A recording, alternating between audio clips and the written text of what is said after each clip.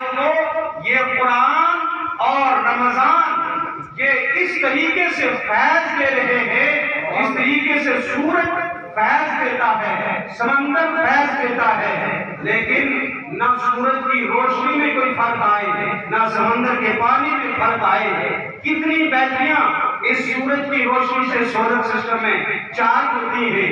کیا آپ نے کبھی دیکھا کہ سورج کی روشنی مہنگ پڑ گئی ہو چارج کرنے سے؟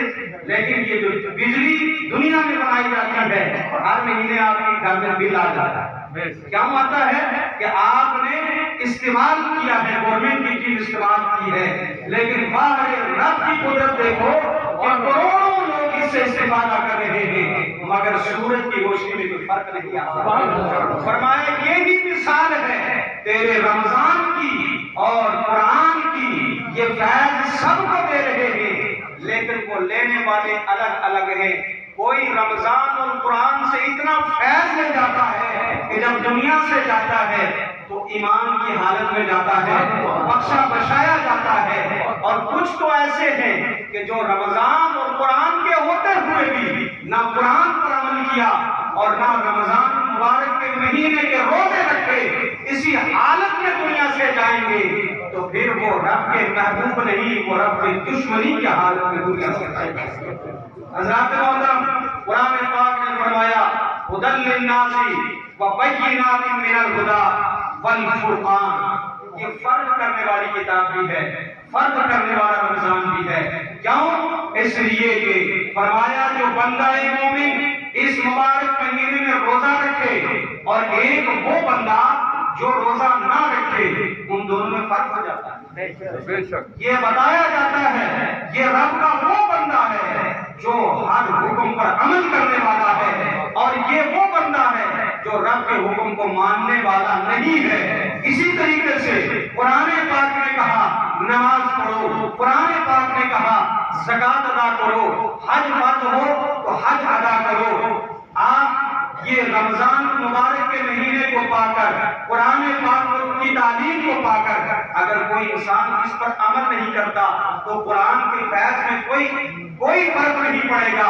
یہ تمہارے اپنے قصور ہیں کہ ہم نے نہ نماز پڑھی، ہم نے نہ قرآن کی فرامین پر عمل کیا، تو لہذا فرق ہو جائے گا کہ جو مومن ہے وہ رب کے ہر فرمان پر عمل کرتا ہوا نظر آئے گا، اور جو مومن نہیں ہے، جو مسلمان ہو کر بھی رب کے فرمان پر عمل نہیں کرتا، تو وہ جائے گا تو گنہگار ہونے کی حالت میں جائے گا، اور جب گنہگاری کی حالت میں جاؤ گے تو پیارے آقا صلی اللہ علیہ وسلم ارشاد فرماتے ہیں جو بندہ مومن رمضان کا مہینہ پائے اور اس مبارک مہینے میں اپنی بخشش نہ کروا سکا اور دنیا سے چلا گیا، وہ انسان بھی تباہ و برباد ہوگا۔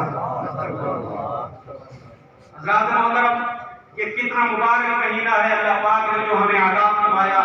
قرآن پاک نے فرمایا فَمَنْ شَهِدَ مِنْكُمُ الشَّهْرَ فَلْيَصُمْهُ، اے لوگوں تم میں سے جو بھی کوئی اس رمضان کے مہینے کو پائے اس پر فرض ہے کہ وہ رمضان کے روزے رکھے، اس پر فرض ہے کہ وہ رمضان کے روزے رکھے۔ آگے فرمایا فَمَنْ كَانَ مِنْكُمْ مَرِيضًا، ہاں تمہیں رخصت بھی ہم دیتے ہیں۔ رب العالمین بہت بڑا رحیم و کریم بھی ہے، فرمایا سفر نہیں، جو تم میں کوئی مریض ہو یا سفر میں ہو فَعِدَّةٌ مِّنْ أَيَّامٍ أُخَرَ، تو اس کے لیے لازم ہے کہ اتنے روزے اور دنوں کے اندر رکھ کر رب کا قرب حاصل۔ اور میں نے پچھلے جمعے کو عرض کیا تھا کچھ لوگ ہوتے ہیں جو مریض بن جاتے ہیں اور کچھ لوگ ہوتے ہیں جو واقعی مریض ہوتے ہیں۔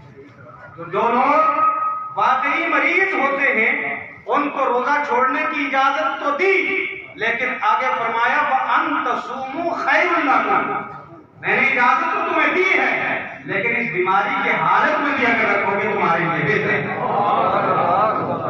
سبحان اللہ سبحان اللہ۔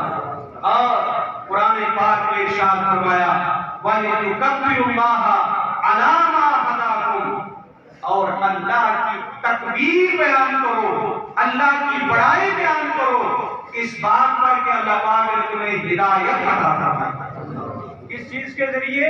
قرآن کے ذریعے اور رمضان المبارک کے ذریعے۔ سبحان اللہ سبحان اللہ۔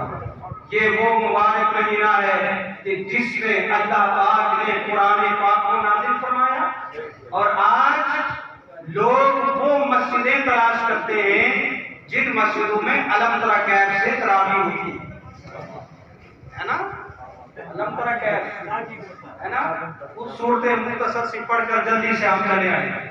اور جس مسجد میں حافظ قرآن قرآن پاک سناتا ہے وہاں پر ہم کھڑے نہیں ہوں گے۔ کیوں کھڑے نہیں ہوں گے؟ اجی کھڑا کون؟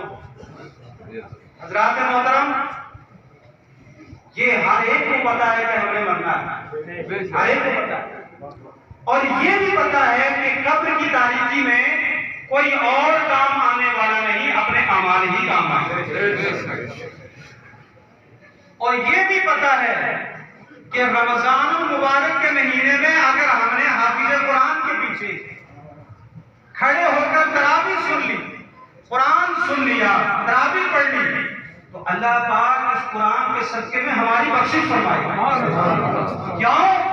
اس لیے کہ روز قیامت حدیث پاک میں آتا ہے یہ رمضان اور قرآن جن دونوں کا ذکر اس آیت کریمہ میں اللہ پاک نے فرمایا، دونوں رب کی بارگاہ میں عرض کریں گے۔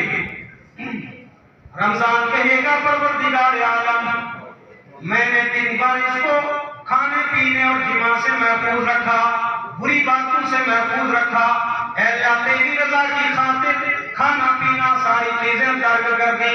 پروردگار عالم، آج میں اس بندے کے بارے میں تجھ سے سوال کرتا ہوں کہ اس کی بخشش و مغفرت فرما کر میری شفاعت اس کے حق میں قبول فرما۔ آپ کی سبحان اللہ ہو ہونی چاہیے۔ اسی طریقے سے قرآن پاک رب کی بارگاہ میں عرض کرے گا، اے پروردگار عالم، یہ بندہ وہ تھا کہ رمضان المبارک کا جب دن آتا تھا، دن میں جب ٹائم بچتا تھا، یہ قرآن پاک کی تلاوت کیا کرتا تھا، اور دن بھر روزہ رکھ کر جب تھکاوٹ ہوتی تھی، اس تھکاوٹ کے عالم میں بھی اپنی نیند کی پرواہ کیے بغیر، اپنی تھکاوٹ کی پرواہ کیے بغیر تیری رضا کی خاطر اس نے قرآن پاک کو سماعت کیا ہے۔ حافظ قرآن کے پیچھے کھڑے ہو کر اس نے پورے 30 پارے سنے تھے۔ پروردگار عالم، آج میری شفاعت اس بندے کے حق میں قبول فرما، ہے نا، میری شفاعت اس کے حق میں قبول فرما۔ اللہ کے حبیب علیہ السلام ارشاد فرماتے ہیں، جب دونوں رب کی بارگاہ میں عرض کریں گے، پروردگار عالم فرمائے گا، آج میری رحمت جوش میں ہے، جاؤ جاؤ، جو جس بندے نے قرآن پاک کو پڑھا یا سماعت کیا، اور جس بندے نے میری رضا کی خاطر تراویح پڑھی، روزہ رکھا، آج میں نے اس بندے کو بخش دیا ہے۔ بتاؤ، یہ روزہ اور یہ قرآن ہمارے لیے شفاعت کریں گے کہ نہیں؟ بولو، اگر یہ شفاعت کریں گے تو جن کے صدقے میں یہ رمضان اور قرآن ملا تو وہ کتنی شفاعت کریں گے؟